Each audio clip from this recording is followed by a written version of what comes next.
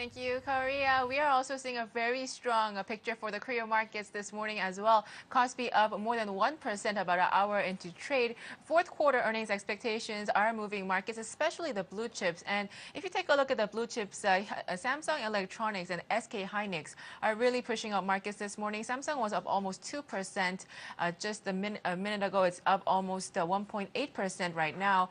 We are seeing some strong data for these names. Gartner is showing that fourth quarter global PC sales showed the fastest growth in 4 years. And markets are taking this as a positive for the memory chip business at Samsung Electronics and SK Hynix.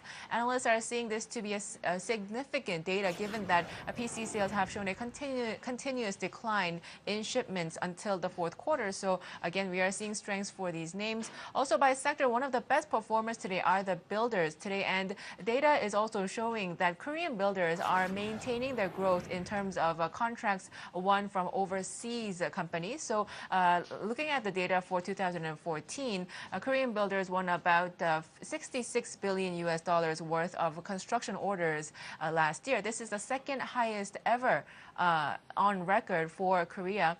And this is also being reflected today in the markets with Hyundai E&C, GS Construction, Daerim, all trading higher about an hour into trade. Matt, over to you.